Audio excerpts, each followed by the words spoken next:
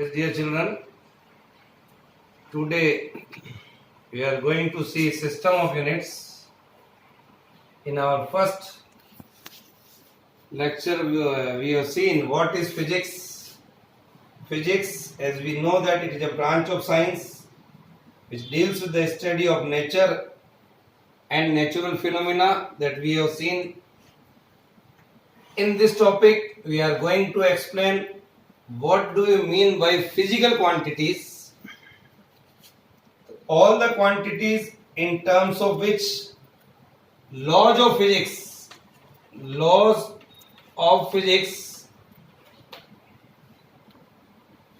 are described and whose measurement is necessary are called physical quantities. Physical quantities can be write, say, and any physical quantities Q. Q can be written in general the magnitude of quantity Q, that is equal to numerical value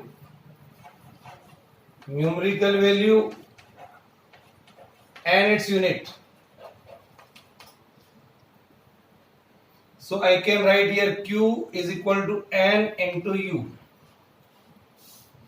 Unit may be different. If unit is different, then the numerical value is also different. Suppose in one unit the value of numerical value is N1 and unit is U1, and similarly in another unit the numerical value is N2 and unit is U2. So I can write here Q is equal to N1 U1 and N2 U2, where U1 and U2 are the two units of measurement of the same quantity. N1 and N2 are their respective values. If I suppose U1 is greater than U2, so I can say N1 is greater than N2.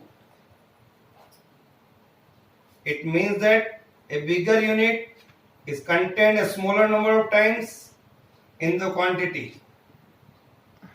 Suppose if AB is equal to 3 meter or it is 300 centimeter.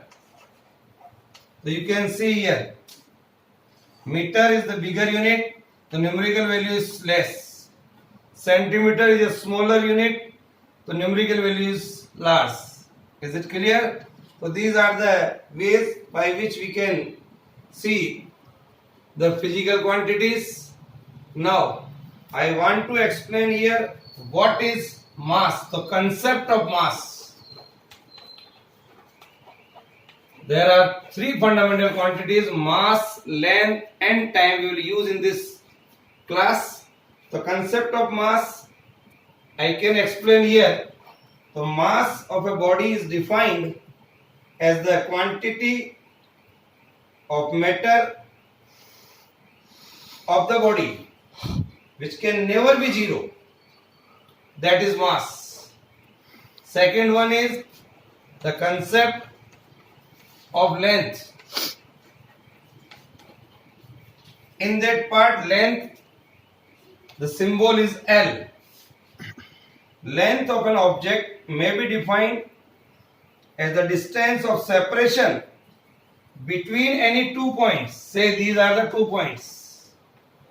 This is the distance at the extreme end of the object. This is the concept of length.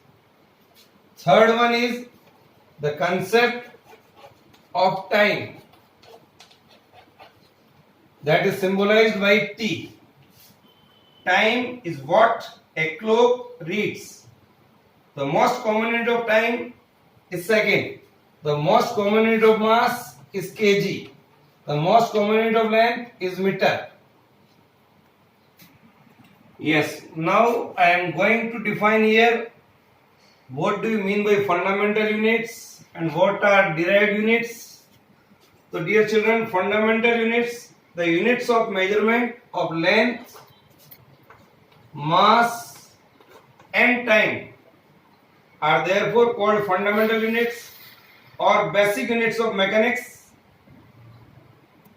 the units of measurements of all other physical quantities which can be used with the help of fundamental units are called derived units. So there are fundamental units are length, mass and time, and with the help of these fundamental units we can derive another unit that is called derived unit. For example, the unit of speed. The unit of speed is meter per second.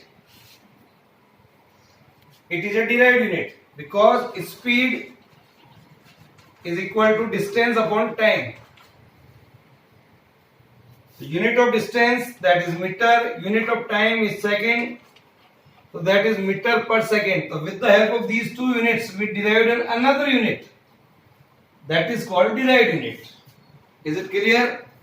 Now there are three main system of units. You can see here, one is FPS, second one is CGS, and fourth one is MKS. FPS, it is the British units in which F stands for foot for the length. Pound, P stands for pound, it is used for mass. And second, it is used for time. In CGS unit, C stands for centimeter, that is gram, and that is second. Here in MKS unit, this is meter, kilogram and second.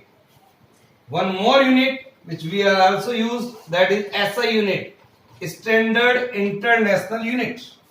So write down three main units, FPS, CGS and MKS will be used in this chapter, that are called system of units.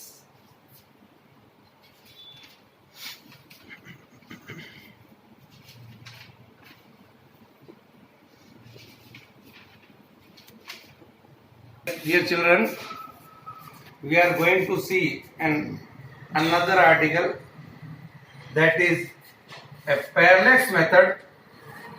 First I am going to explain here what is parallax. See, suppose this is a pen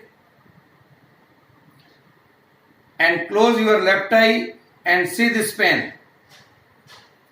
See the position of this pen and write down, that is R, and then close your right eyes and see this pen and write there left L.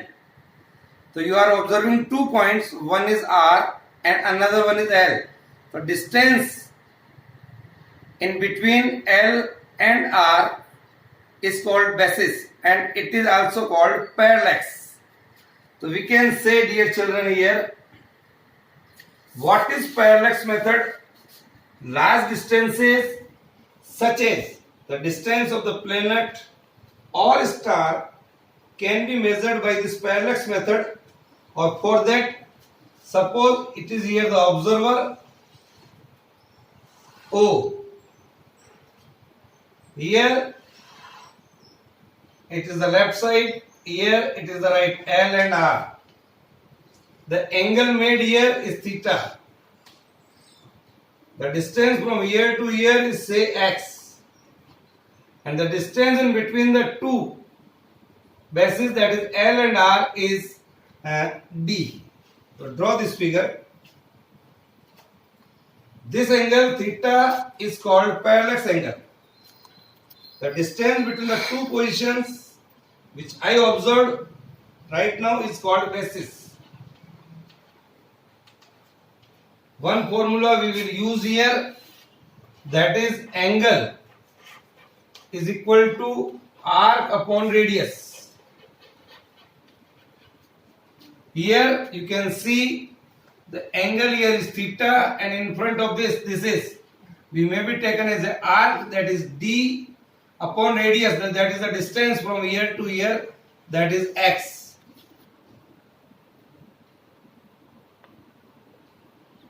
So with the help of this formula, knowing D and measuring theta, we can calculate X.